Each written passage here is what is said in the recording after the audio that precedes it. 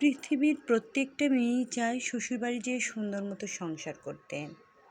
হয়তো দুই একজন মেয়ে ব্যতিক্রম থাকতে পারে, যে শ্বশুরবাড়ি যেয়ে সে সব নিজে ভোগ করবে, শ্বশুর শাশুড়ির সাথে কর্তৃত্ব করবে, ননদ দেবর থাকলে তাদেরকে কোনো রকম কোনো অধিকার দিবে না।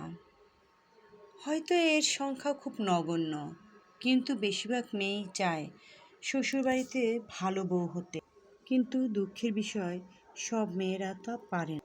কারণ কিছু শ্বশুর শাশুড়ি খুবই খারাপ হয়, তার সাথে তো থাকে ননদ ননাস।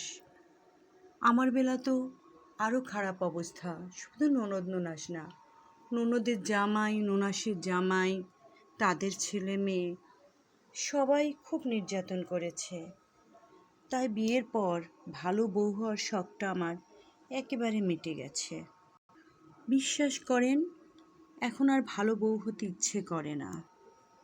এ সময় এসে মনে হয় যেন কোনো রকম তাদের অত্যাচার নির্যাতন থেকে বেঁচে থাকাটাই খুব ভালো।